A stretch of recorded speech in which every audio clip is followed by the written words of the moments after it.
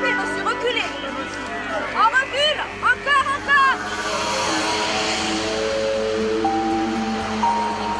On s'en souvient, tout est allé très vite. Au lendemain des attentats du 13 novembre, nous étions encore sous le choc des images et le souvenir des morts. Nous étions hébétés, sidérés.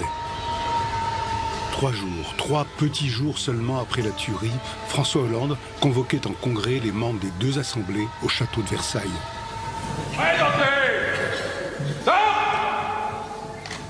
La France est en guerre. Les actes commis vendredi soir à Paris et près du Stade de France sont des actes de guerre. Monsieur le Président de la République,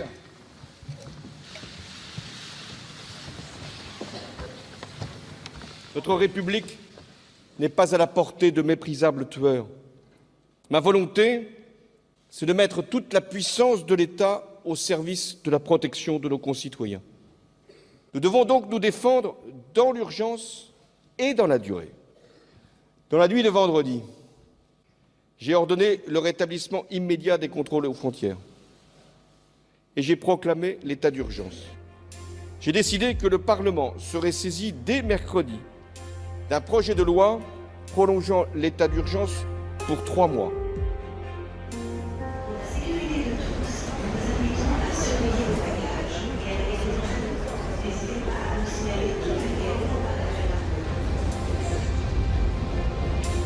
Sans même avoir eu le temps de réaliser ce qui nous arrivait, nous avions redécouvert tout un vocabulaire.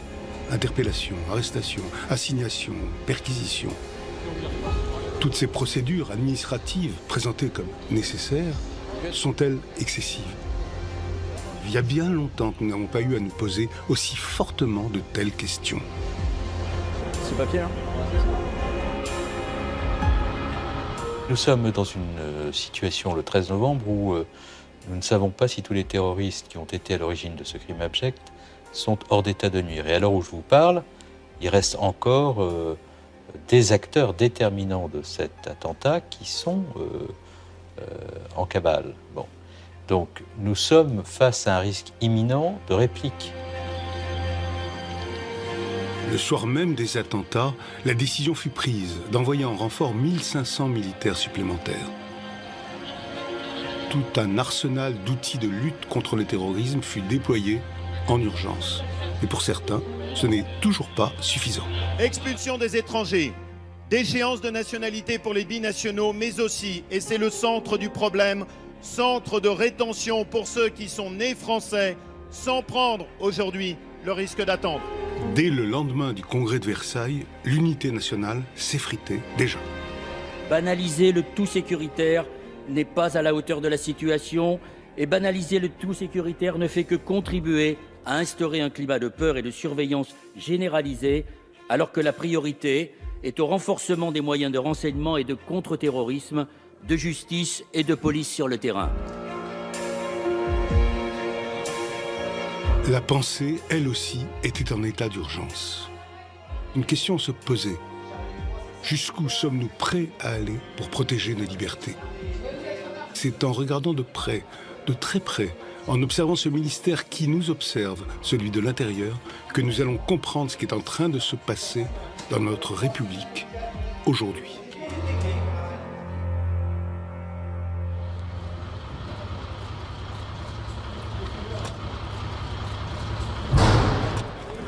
Les forces d'intervention du RAID ont vécu au premier plan, avec les brigades anti-gang de la police judiciaire, la BRI, l'horreur des attentats du 13 novembre au Bataclan. Et 5 jours plus tard, elles se retrouvent lors de l'assaut de Saint-Denis, au cours duquel 3 djihadistes retranchés sont tués et 4 hommes du RAID blessés.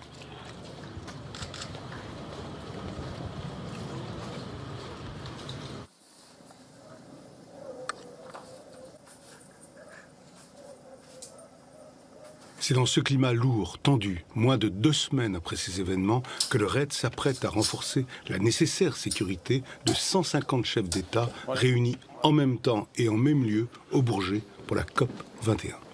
La conférence internationale sur le climat a finalement été maintenue, malgré la crainte de certaines délégations d'être confrontées à de nouveaux attentats.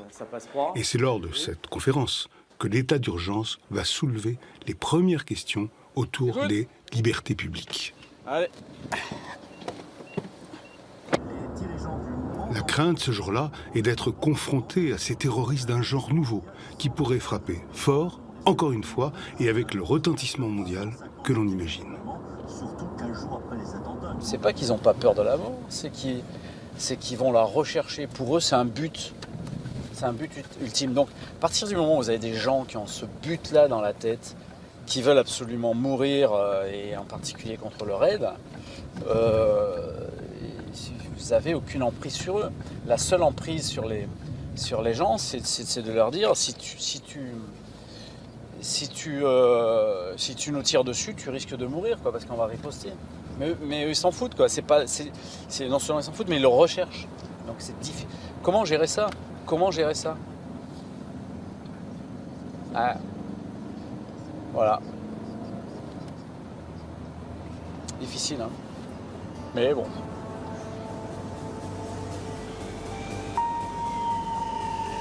Bonjour. Ouais. La France n'a pas lésiné sur la sécurité afin de ne pas compromettre ce grand rendez-vous tant attendu. Jamais un tel dispositif n'avait été déployé dans le pays. Sur le seul site du Bourget, 2800 policiers et gendarmes et plus de 6000 hommes furent déployés dans Paris.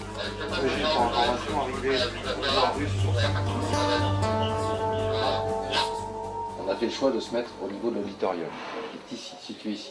Pour quelle raison ? C'est qu'en cas de difficulté de basse ou moyenne intensité, l'ensemble des VIP qui seront présents sur le site seront regroupés au sein de l'auditorium. Ensuite, on a positionné un tireur de précision à l'angle de ce bâtiment et à l'angle de celui-ci, de manière à couvrir l'ensemble du champ. Transport en commun, espace aérien, routes, frontières, tout est sous surveillance. Mais en voulant rassurer leurs hôtes avec des moyens de sécurité colossaux, les autorités françaises vont aller très loin dans leur recours aux mesures de l'état d'urgence. À l'abri des regards, 24 militants supposés violents furent assignés à résidence de manière préventive.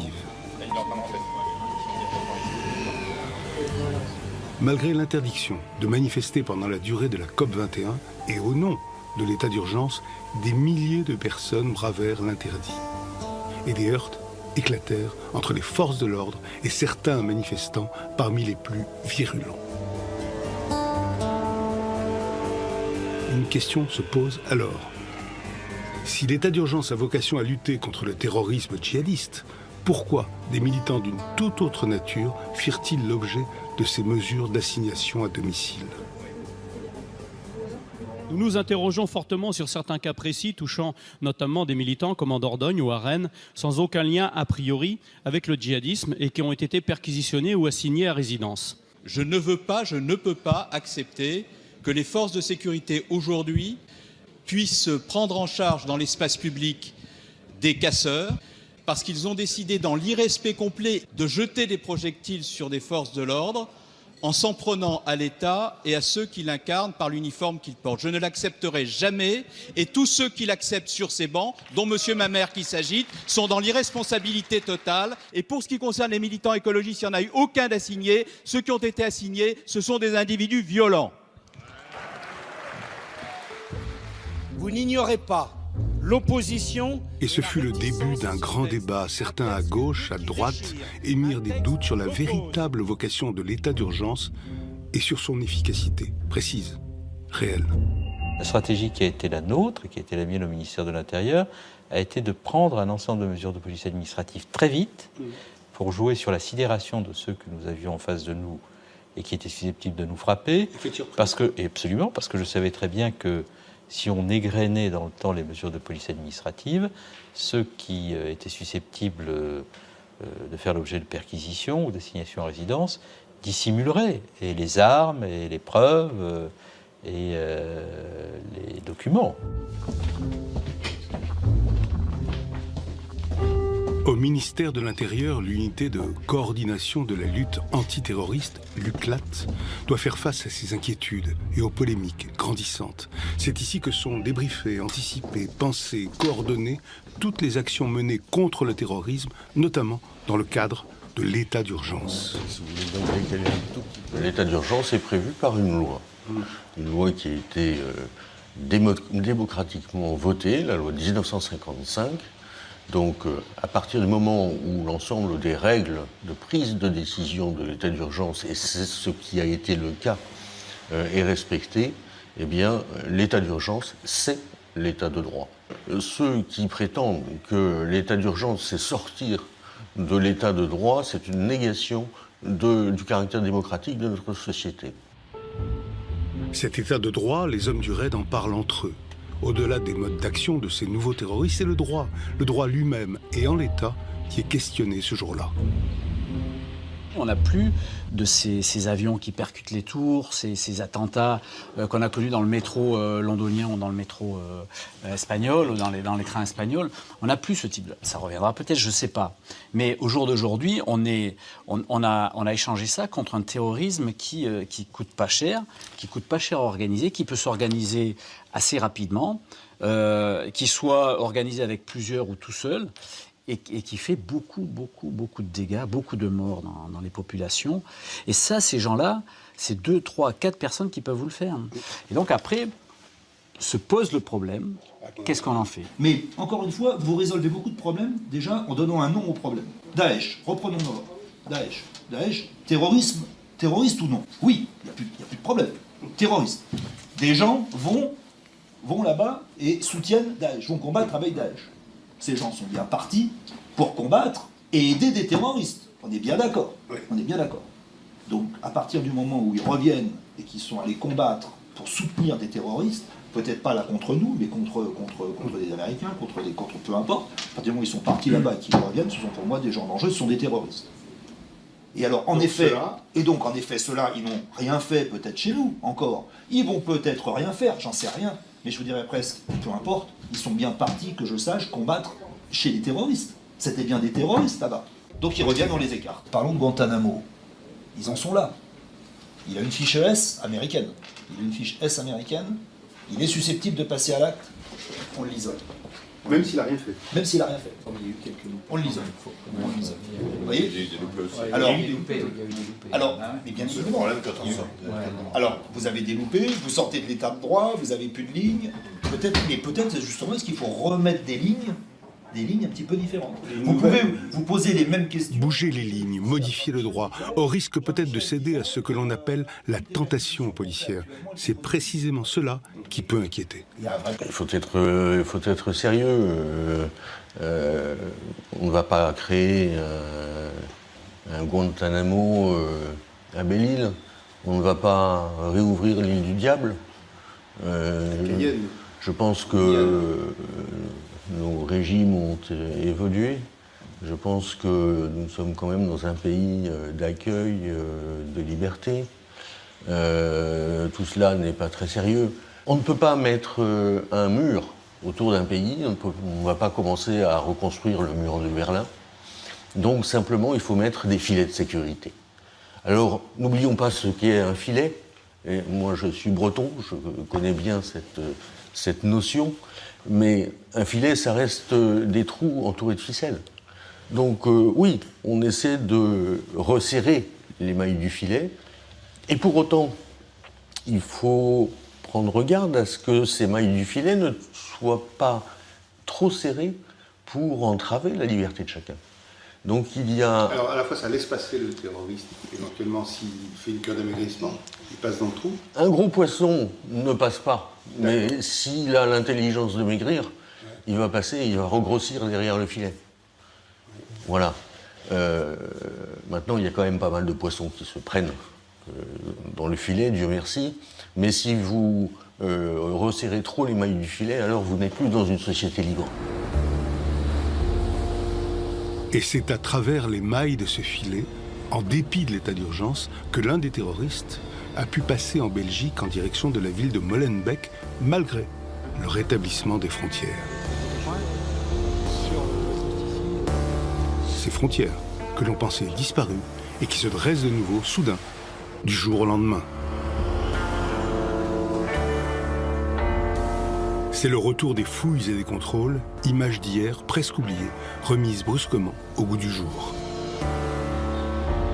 Donc, rappel de la situation, donc, nous agissons dans le cadre de l'état d'urgence décidé le 13 novembre suite aux attentats de Paris. Je me présente rapidement, je suis lieutenant Courville, je commande le peloton motorisé de Cambrai et je vais vous faire le briefing du matin pour la relève de mission à 8 h. On est sur un axe stratégique et majeur entre la France et la Belgique. Votre mission, ça sera de contrôler les véhicules qui circulent dans le sens montant et dans le sens descendant, avec systématiquement à l'intérieur des véhicules une identification de toutes les personnes, un passage du véhicule au fichier des véhicules volés. Et après, vous pouvez également fouiller dans les véhicules puisqu'on a une réquisition du procureur de la République qui permet et les contrôles d'identité et les fouilles de véhicules. En plus, on aura l'appui d'une équipe cynophile, recherche armes et munitions. Donc n'hésitez pas à faire appel au maître chien qui va voyager sur les deux postes alternativement.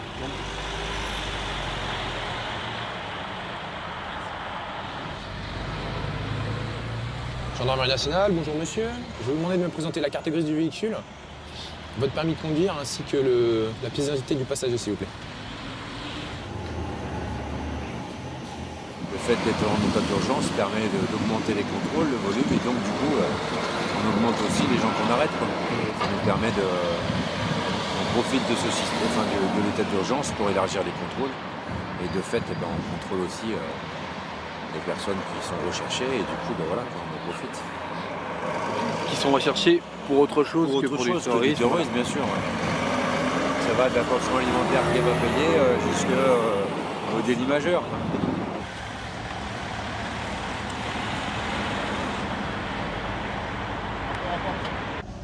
Vous voulez bien couper? Voilà, très bien. Et me présenter le permis de conduire, la carte grise, ainsi qu'une pièce d'identité pour chacun d'entre vous, s'il vous plaît.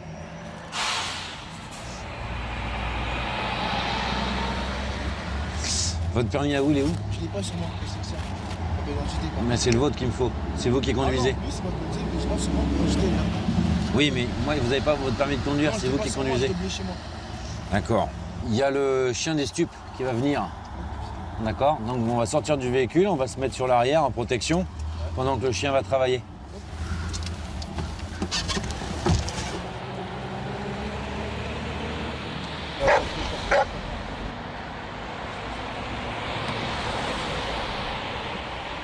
C'est quoi, du pognon? Ouais, du pognon. On a trouvé 2 enveloppes avec de l'argent. 2 enveloppes. Ça peut peut-être intéresser. Vous avez un ticket de retrait, vous avez quelque chose? J'ai mon compte bancaire que je peux vous retirer par téléphone. Ouais, éventuellement, je veux bien. C'est de l'argent que vous avez retiré quand, ça? Il y a ma mère qui m'a donné un peu. Alors attendez, ça c'est quoi? Ça c'est votre... Ça c'est mon virement, c'est quand je travaille. On comprendrait qu'une personne qui se promène avec 1800 € sur lui sans salaire, la provenance, ça peut être... Non mais elle peut être tout de suite plus douteuse. Bah oui, voilà. Vous avez vu, j'ai un salaire. Voilà. Moi j'ai un salaire aussi, je ne même pas avec 1800 € sur moi. Ouais, mais bon. C'est-à-dire qu'on recherche prioritairement des jeunes, sur des plaques étrangères, sur des plaques de la région parisienne. Ouais. Et puis on fait du profil ciblé, quoi. Profil ciblé. Et danger possible d'arbitraire ou même risque de contrôle au faciès. Dans une France en état d'urgence, d'éventuelles dérives sécuritaires préoccupent, bien sûr. Surtout lorsque des profils autres que celui de terroristes tombent aussi dans les mailles du filet.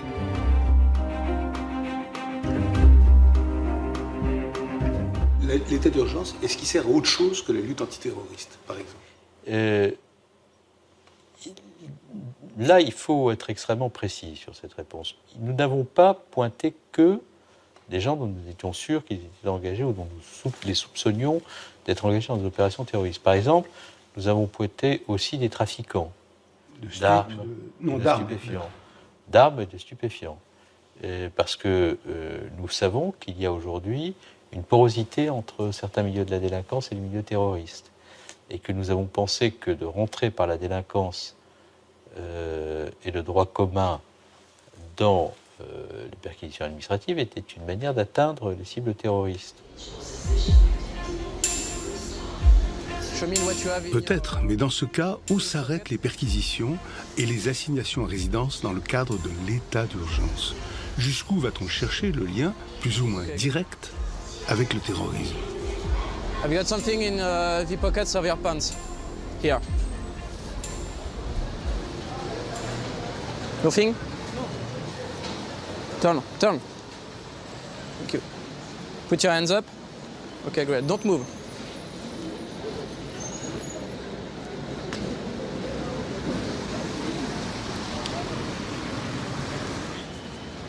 Ok, good. C'est bon. Ok.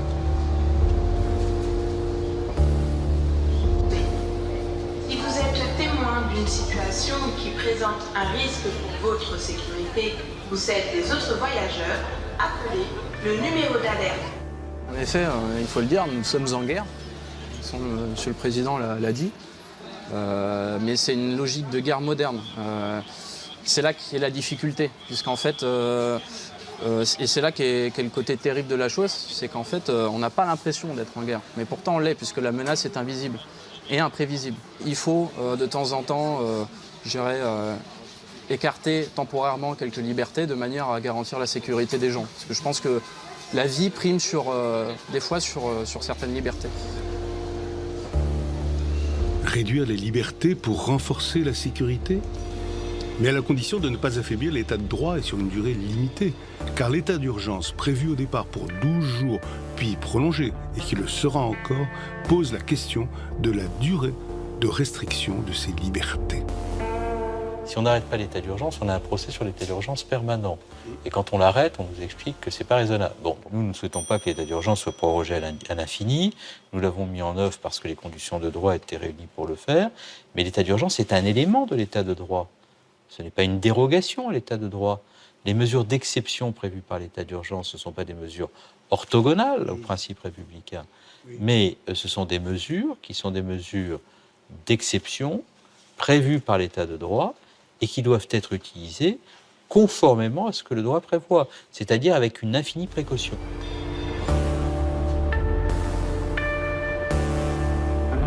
Mais pour vérifier si ce respect de l'état de droit s'exerce bien, il faut regarder la partie immergée de l'iceberg, celle d'où proviennent tous les renseignements nécessaires pour déclencher une assignation à résidence ou une perquisition administrative.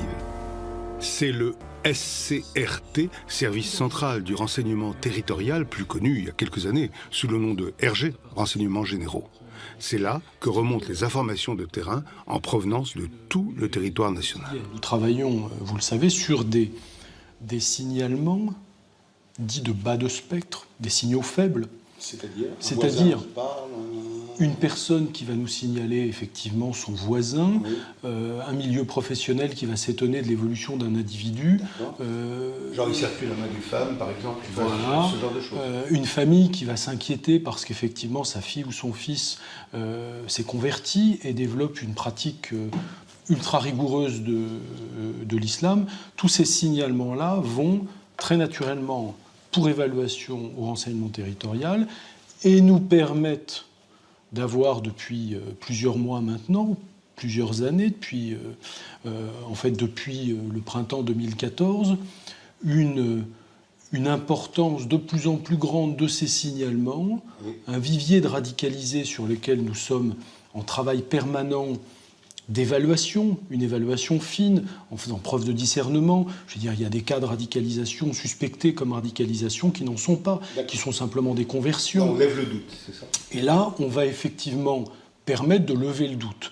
Mais, en toute hypothèse, pour lever le doute, il est parfois nécessaire d'aller sur des actions qui sont des actions de l'administration, qui nous donnent ensuite un résultat qui est un résultat, j'allais dire, qui peut, dans bien des cas, dans la majorité des cas, j'allais même dire, permettre de clôturer purement et simplement une situation de doute, en disant là, il n'y a plus raison d'avoir de doute. Voilà. Mais dans d'autres cas, ça va nous conforter dans une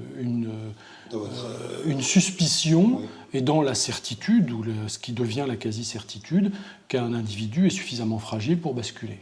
Ça, c'est ce qu'on est. On est toute la France en plus. Dans le département du Val d'Oise, une centaine de perquisitions ont déjà été effectuées depuis la mise en place de l'état d'urgence. Le travail des services du RT permet de comprendre concrètement comment s'opère une levée de doute ou au contraire une confirmation de suspicion. Ah oui, oui. On s'est rendu compte après les attentats du 13 novembre qu'on avait une averse, un flot de signalements. On va dire en période classique, on est à 15 à 20 signalements par mois. Voilà. Depuis le 13 novembre, nous avons enregistré près d'une 50aine de signalements. Voilà. Dont une majorité d'ailleurs par cette fameuse plateforme du Centre national de prévention de la téléphone vert, le numéro.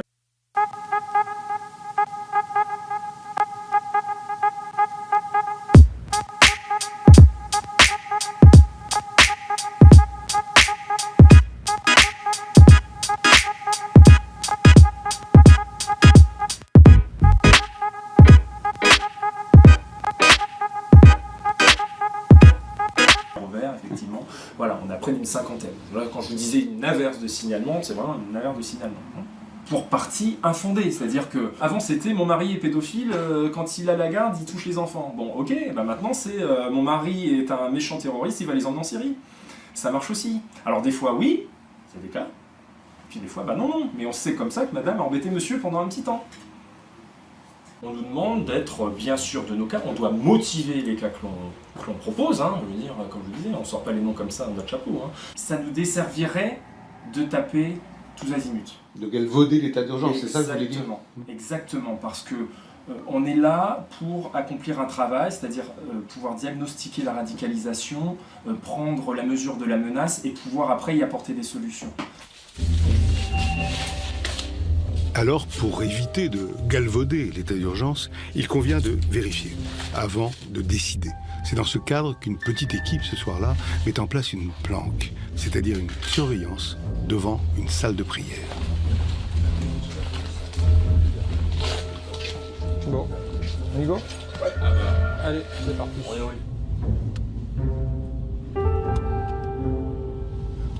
Alors aujourd'hui, on va mettre un dispositif de surveillance aux abords d'une salle de prière radicale qui a été fermée pour une mesure administrative.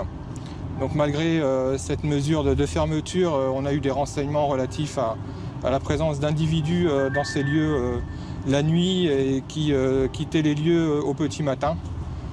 Donc depuis quelques semaines, on fait des dispositifs réguliers afin de poursuivre nos investigations et éventuellement de prendre d'autres mesures administratives sur ce lieu. Allez, on est parti. Je te suis jusqu'à la Grande Avenue, Victor. Toi, tu me suis jusqu'à la Grande Avenue. Voilà, et après... Tu mets le zoom comme je t'ai dit. Nous, après, moi, je me mets autre part. Okay. Certains des hommes seront donc cachés dans un sous-marin, un soum, comme ils disent, c'est-à-dire un véhicule banalisé aux vitres très obscurcies.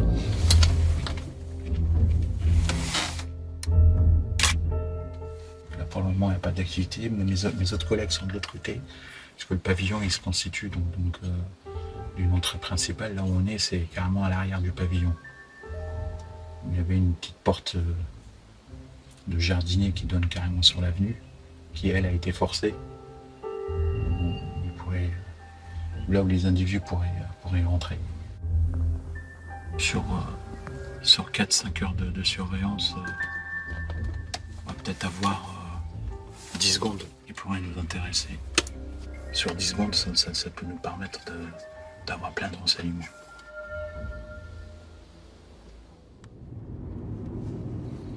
On n'a pas eu d'activité au sein du lieu de culte. Alors on refera cette opération régulièrement afin de trouver la présence ou pas d'individus la nuit dans ce lieu de culte qui est fermé. Pour vous, là, c'est un coup de perdu ou pas du tout? Non, pas du tout. Non, c'est pas un coup perdu. En fait, quand on a des renseignements sur une activité nocturne dans un lieu de culte, par rapport à la base du renseignement, il faut arriver à cibler le créneau où il y a cette activité de manière régulière pour pouvoir après mettre en route des mesures administratives et dire que l'arrêté de fermeture n'est pas respecté. Quelle est la réalité de la radicalisation dans le Val d'Oise? La radicalisation, elle touche de nombreux quartiers de notre arrondissement. J'irai plus loin que la commune d'Argenteuil. Maintenant, c'est quand même certains quartiers difficiles où sont issues la majorité des personnes que que nous suivons. Mais aussi, on a des individus qui sont originaires de milieux sociaux élevés. Et on a aussi une féminisation de la radicalisation aussi qui a été constatée sur l'arrondissement. Voilà.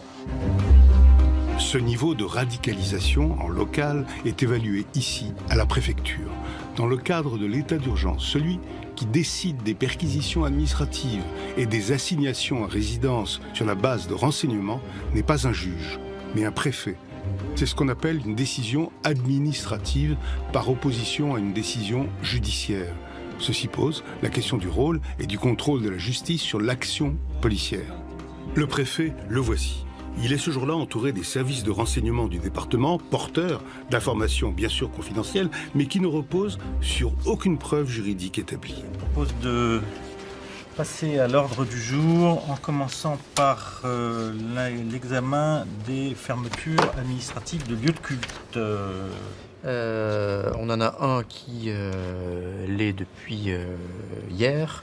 C'est une salle de prière sur décision de la commission de sécurité et sur décision, sur arrêté de fermeture administrative du maire. On avait une inquiétude pour un des lieux, mais on va l'évoquer, de la présence des scellés que nous avons fait poser pour garantir l'effectivité de la mesure. Mais je vous propose qu'on l'évoque tout de suite, donc avec la salle de prière. A priori, pas de difficulté, commissaire. Pas de réintroduction. Les scellés sont respectés, pas de sujet s'agissant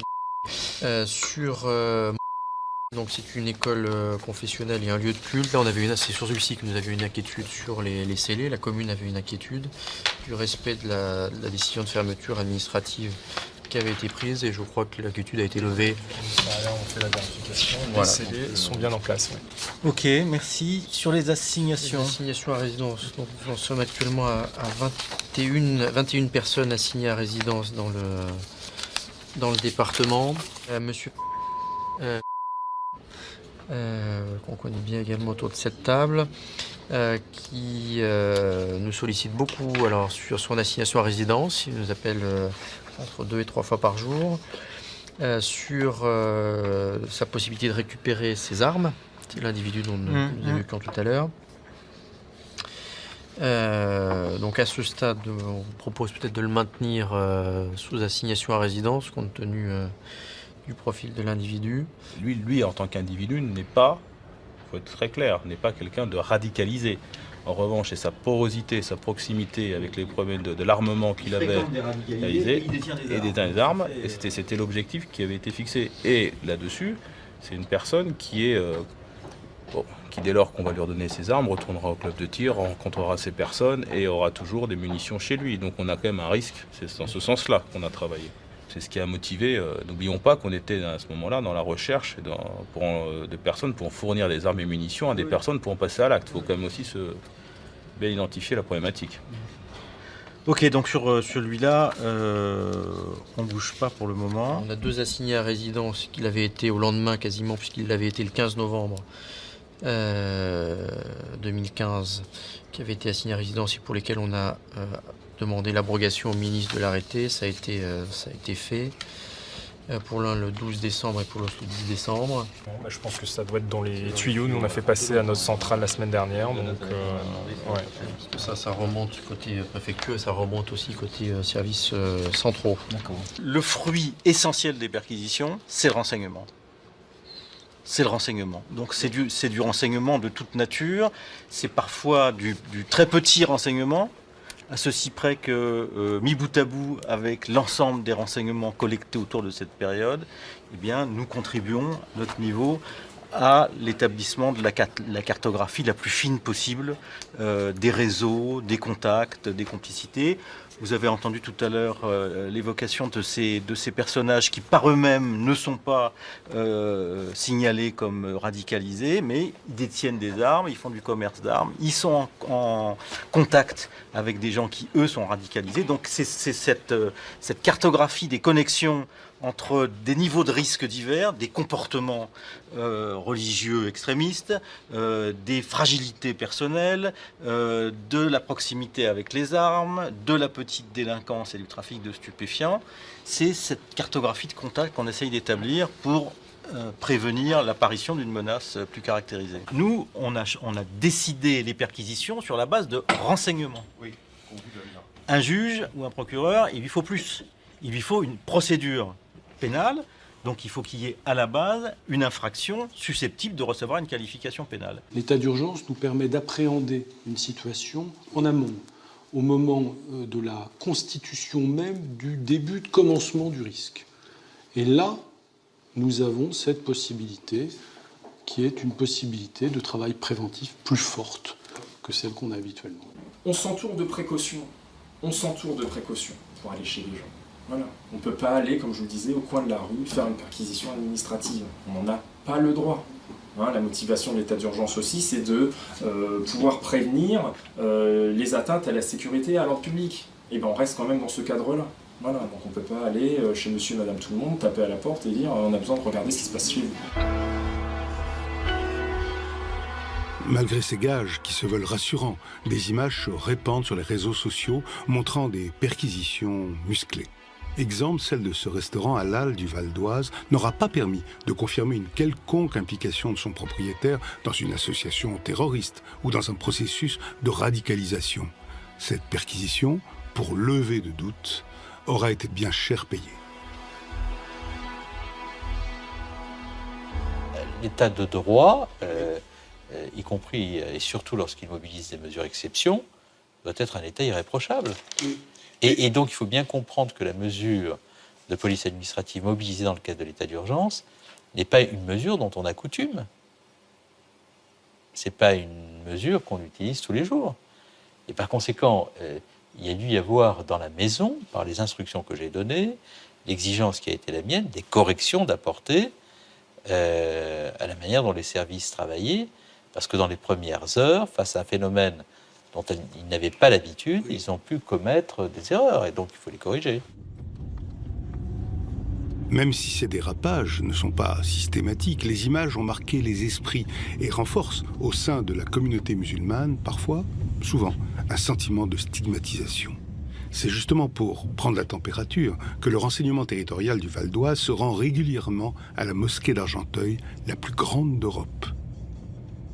Le lieu de culte, qui compte officiellement quelques 4800 fidèles, en réalité près du double, est placé sous protection militaire à l'heure des offices depuis les attentats du 13 novembre et la multiplication des actes anti-musulmans qui s'en sont suivis.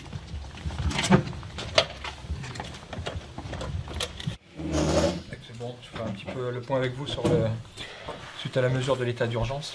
Oui, vous les sentez comment, vous, nos amis les salafistes? J'ai pas de problème parce qu'ils savent qu'on est très rigoureux sur ça. Ouais. Bon, ils font la prière et puis ils s'en vont comme tout le monde. Et depuis les derniers attentats, ils sont méfiants, ils viennent, il y en a plus, il y en a moins, il y en a... Non, comme je vous ai dit, il y a les 2 mosquées qui ont été fermées. Donc ils viennent faire le prière. Mais on a quelques-uns, on a un peu plus qu'avant. Ça a parlé un petit peu des fermetures là, des 2 mosquées là? On n'a pas parlé aux presse, mais entre nous, on en a parlé, oui. Oui, on a parlé. Comment ils sont... Ils se demandent pourquoi ils leur ont fermé la porte. Enfin, j'ai dit, bon, c'est des petites salles. Mais là, au niveau de ceux qui venaient, là, qui venaient un petit peu, pas recruter, mais venaient un petit peu parler à la fin du prêche, vous faites comment? Vous allez les voir, vous leur parlez un petit peu? J'envoie quelqu'un pour être dans la discussion, et puis ils s'en vont. C'est notre méthode. Vous le sentez comment, là, les prochains mois? Ça va. On va toujours dans le bon sens. On a toujours travaillé ensemble, de toute façon. On a toujours travaillé ensemble, oui. Dans la clarté, la transparence la plus complète. On va mon petit thé, moi. Hop, allez. Merci. Monsieur Omar, docteur là, qui s'occupe des jeunes. Venez. Assieds-toi. Dites-moi, comment ils réagissent autour de vous là pour les perquises? Il y a des réactions de la part des fidèles et de la part des musulmans qu'on connaît. Et c'est visible sur les réseaux sociaux. Oui. On s'indigne contre certaines façons de faire ces perquisitions. Cette façon, vous la qualifierez quoi? De violente? Oui. Et selon certains témoignages, toujours sur les réseaux sociaux, il y avait même des atteintes aux libertés des gens, et des propos déplacés, et surtout des plaintes de la façon dont ces perquisitions ont été opérées. Les gens parlent de tout ça et se demandent pourquoi ça. Et d'autres disent que c'est une autre façon de stigmatiser la communauté musulmane. En cette fin d'année 2015, depuis les attentats de novembre, plus de 200 actes islamophobes ont été recensés. Sur l'ensemble de l'année, ils ont été multipliés par 3 par rapport à 2014. C'est sur fond de ces chiffres inquiétants dans un pays sous haute surveillance que les Français célèbrent le passage à 2016.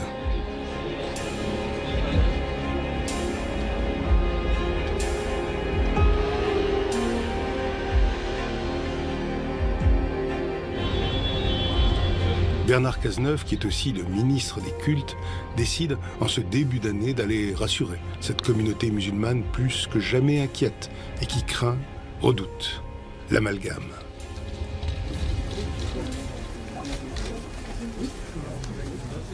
Jamais. Et ce sera un combat qui aura lui aussi toute sa force, que l'on puisse profiter des événements tragiques auxquels notre pays est confronté pour susciter la division au point d'encourager les actes anti-musulmans. Mais il y a une autre communauté à rassurer et qui a été durement éprouvée par les attentats cette année. Et c'est à l'occasion de la cérémonie d'hommage aux victimes de l'hypercacher de janvier 2015 que Bernard Cazeneuve doit faire face aux demandes de protection et de sécurité des Juifs de France venus ce soir-là se souvenir et se recueillir.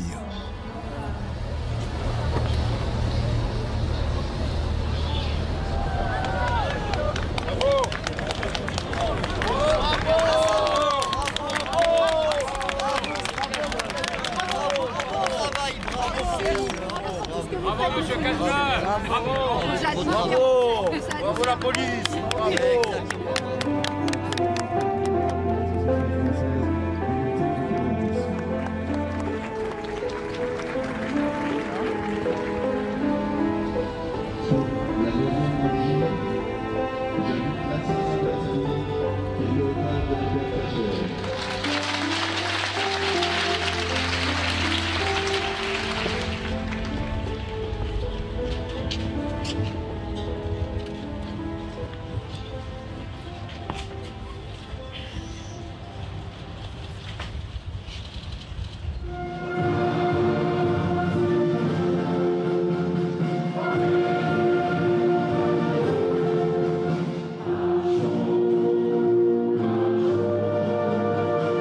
Malgré cette volonté réaffirmée de fédérer, de rassembler tous les citoyens autour de l'idéal républicain, la société française s'interroge et parfois se fragmente.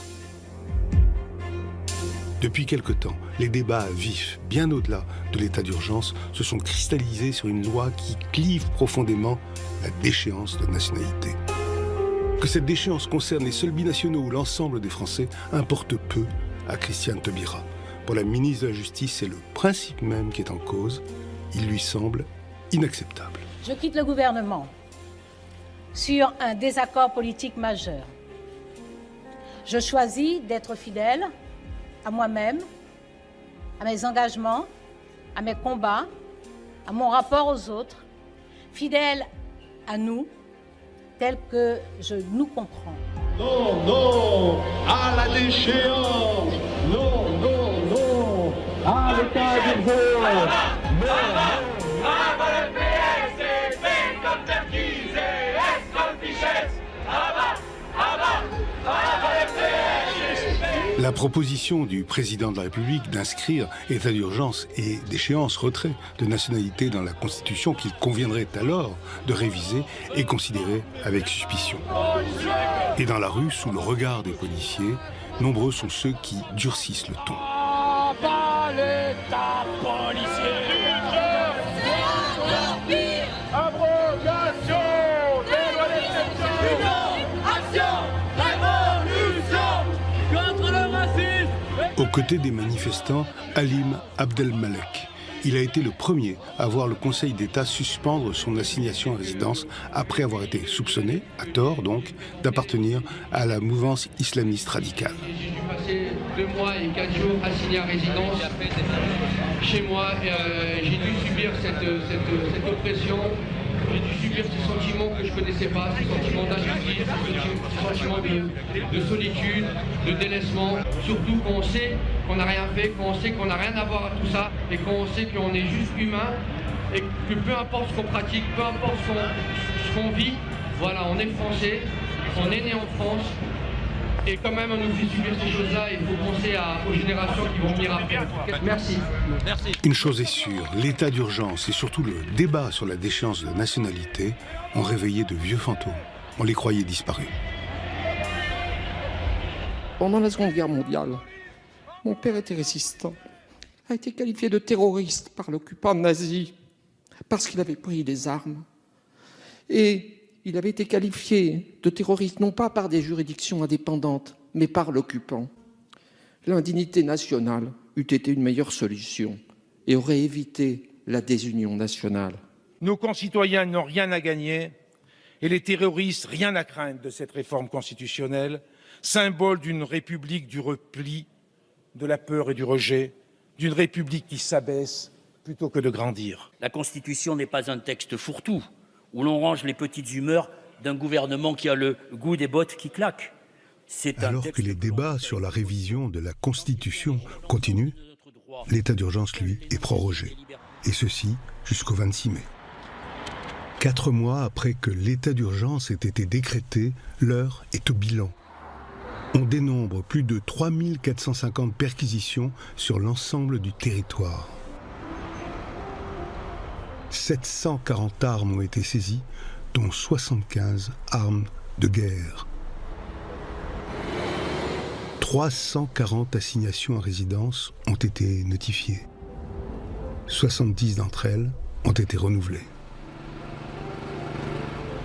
67 peines ont été prononcées. Elles ont abouti à 55 incarcérations. Et une trentaine d'infractions liées au terrorisme ont été constatées. En attendant, qui connaît la suite? Qui peut, et selon quels critères, anticiper la manière de sortir de cet état d'urgence?